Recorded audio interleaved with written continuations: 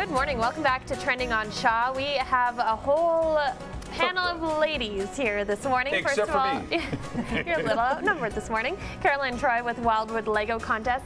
She's the event organizer. Good morning. Good morning. We also have this young lady, Laurie Parsons, who is Director of Operations at Recycle Your Electronics. More about that in a few minutes. Yes? Yeah. Good. And Linda Cunningham on the end here from Laskiti Press, which is your blog, also a local artist. Morning. All right, there's a number of other things that are trending this morning. Let's get right on it. And with our panelists, starting with the facts of life, there is a Twitter account. It's called @RealFactsLife. Now, whether you believe this or not, it is completely up to you and, of course, our panelists. But it had made a mention this morning that kind of grabbed my attention. Let me know what you think. A statement that 96% of people text things to other people they would never say to them in person. So, dear Laurie. No. I think that statistic's a little bit high, but I think that is definitely true, especially with teenagers. Oh, I think it's 100% true that people text things that they wouldn't say in person. Just not 100% of the time. Yeah, that seems a little high, though. Really? I mean, if you're texting back messages or information, I mean, I'd say that to somebody in person. Well, no, I'm not saying everything you say, right. But I think there's definitely times and places where you say things. You could be more familiar on text with somebody than you would in person, I think. Caroline, you've never done that. Yes, I have. Today it's a little early. It was an email, but yes. No kidding. And why? Why did you do that? Well, who knows? But really what it comes down to is I don't think there's any inhibition when you text or type. You lose that inhibition to do it because there's no interplay. And you don't get to see that person's face and to hear and see what, they go. And they also can't have a comeback right away, right. too. Actually, they often do, but because you get those really fast exchanges. Yeah. But there's no social cues that said, ooh, what I just said was inappropriate, and I probably shouldn't have said that. Right? Well, and to spill over on that one as well, too, is sometimes when you send a text or an email, it's maybe understood. It's the wrong context. People take it in the wrong context. So if I'm saying something that's fun or amusing, I have to remind myself, put LOL. Right. Or put a smiley face. Because if I don't, then, I think Phoenix, what were you thinking? Why are you upset with me? Right. What? I think they need like a sarcasm emoji or something like that. Yeah. I don't know. There's no dedicated sarcasm one. So That's right. Well, I think I've that would often help. used a smiley and caption for the humor impaired. I love that. I'm just sarcastic all the time, so it's a given. You don't It's always a need, given. you don't But need what a little about if sign. you're texting with somebody who maybe you've just met, like a new friend or something like that, or doesn't know you that well, or emailing? Well, then they're going to know I'm sarcastic after the first text. Cyberbullying is something that comes to mind as well, too. We mentioned teenagers who especially are on board with texting. Yeah. So I'm wondering if we're teaching our kids, or our kids are somehow learning that it's okay to say something because we know there won't be any repercussions because we don't see the emotional reactions if we do something face-to-face. But cyberbullying's not new. It's been around for as long as I've been on the internet, which is longer than I'd like to remember some days. But even back in the late 80s, there was cyberbullying on FidoNet for people who remember that. So it's not new. The fact that people, it's affecting teenagers more now, and we have like the Parsons case and others like that. That's where it really starts to make an impact on families and on society. Yeah. Very interesting topic. The next one we want to jump on is about a concert ticket scam in Airdrie. Maybe you have bought something online, maybe through one of the social sites, and said to yourself, wait a minute, I got scammed. Well, there is a gentleman out there who they caught, thankfully, who claimed, so he was selling concert tickets. Yeah.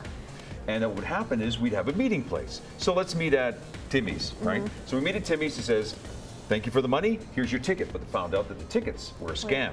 Has anyone ever been caught in a scam using one of the social media sites? I don't want to mention what they are, but anyone? I've bought tickets like that right off of Kijiji. I've bought tickets, and it's worked well.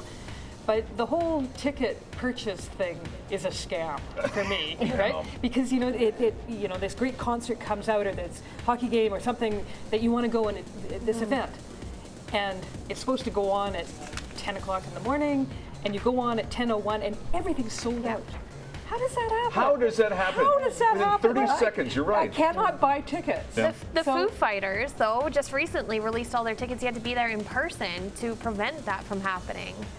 I like that idea. I really enjoyed that one too. So you had to old school line up, Yeah. released 1,000 or 2,000 tickets. And that would make sense, and that would get rid of the scams. Yeah, I've even heard companies who hire people to call in to see if they can get some tickets, and they'll give you money if you can get those tickets, right. so they can sell it later for a higher price. Right.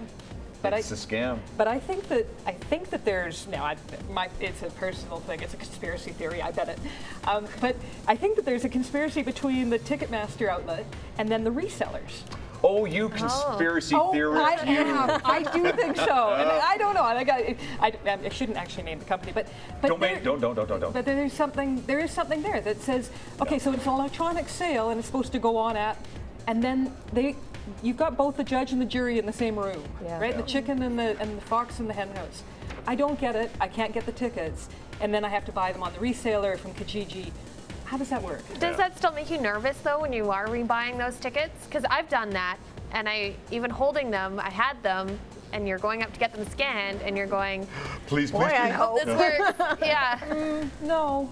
No? No, It just takes the one time, though. Well, I suppose, right? But I don't know. I trust in the universe. Well, let's jump from electronic sales to recycling your electronics. We have Laurie Parsons, Director of Operations, with a company called Recycle Logic.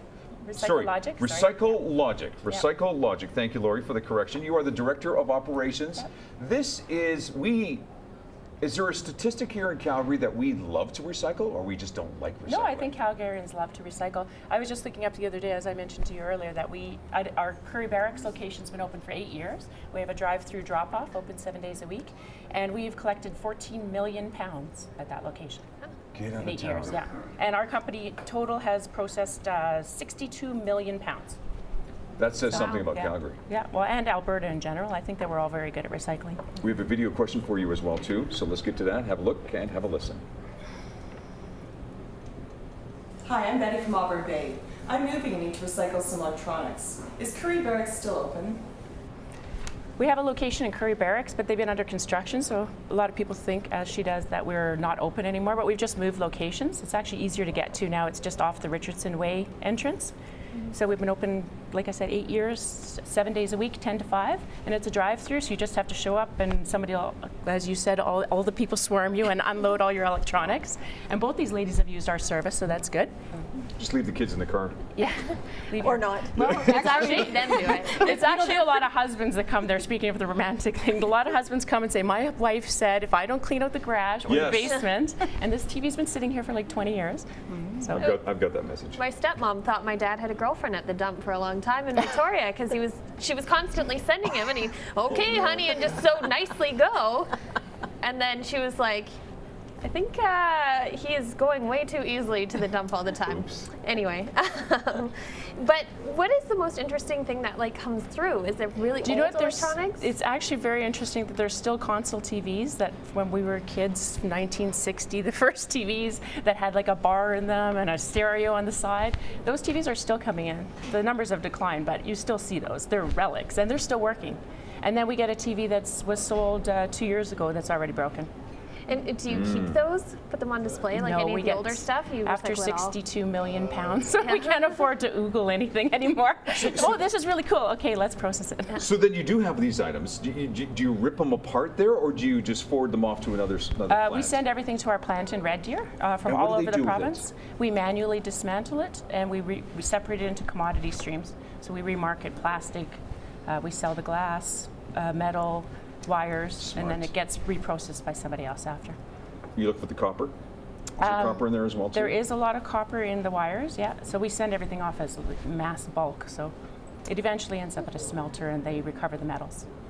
You had mentioned computers as well, too. If I have my computer, what are those called? What are they called? The towers? Yeah. Right? Should I be concerned about my hard drive? Yes, you should. You should. Like, give us some advice when we're bringing our electronics to you. What should we do with it prior to visiting you? The easiest thing I would say is to just take out the hard drive and then smash it once with a big hammer on the back, and it'll never spin up again. And if you are concerned about it, our people at our location in Curry Barracks will do that for you. So if you don't know how, or I like you doing couldn't do that. it. That's the fun It's part. very therapeutic. It's therapeutic. Yeah. But I always think the interesting part about recycling is that people think we're saving space in the landfill by not throwing it in the landfill, but we're actually throwing away natural resources in the case of electronics. There's like copper, as we said, there's only so much copper in the world and we're throwing it away. It doesn't make any sense. So this program was actually one of the first programs in North America. It's called Alberta Recycling that runs it. And they also do the tire program and household hazardous waste and the paint program. It's all under one arm's length from the government body. Yeah, and you're seeing a resurgence of maybe not a resurgence, but you're still seeing a lot of support. People are realizing that, yeah, you know what, this does make sense not to throw it into the landfill. Do you know what You've got that message, haven't you? I think that people have had that message a long time ago, which is funny. Even before the recycling got really big, because I think that it's just such a big item that you didn't want to throw it out. So people just still have stuff in their basements. I bet you everybody has 1 or 2 TVs or an old computer or even a DVD or a stereo sitting in your basement. Do you think in Calgary we're advanced enough when it comes to recycling? Or could we be doing more? Well, I was surprised when Phoenix phoned me and he had never heard of this. So maybe he had never thrown it out. What we have maybe he makes his wife go and do it. Maybe. No, but I think that there's still some awareness to happen. Like a lot of times I talk to people, not just in Calgary, but in Red Deer or anywhere else in the province, and they go, "Oh, you can recycle your electronics." Yeah. But we've been in business for 11 years, so. But I can't come in and take something. No, like thank you. I'll be honest with you, I've actually tried to do that, where my son will need a monitor, and I look over there and say, "Hey, there's a monitor. Can I just Can you take take that?" that? But you're saying I can't do that. No, most of this, 99% of the stuff that we get, it doesn't work anymore. That's why people are recycling it. I find that a lot of people will give it to somebody else if it worked. If you had a TV and you'd give it to your nephew who's moving out or something, and it usually goes down the line a couple times before it comes to us. So by the time it comes to us, it's ready for recycling. Recycle Logic. Recycle Logic out of Red Deer, yeah. Out of Red Deer, but of course in Curry Barracks as well too. Yeah, in Curry Barracks we have that drive-through location. Laurie Do you Parsons. have any other locations? We actually collect from municipalities all over the province. So a Okay. lot of times it's at their recycle center or at their landfill. So like the City of St. Albert, for instance, or Medicine Hat. Now we know Director of Operations Laurie Parsons. Great to have you on set this morning.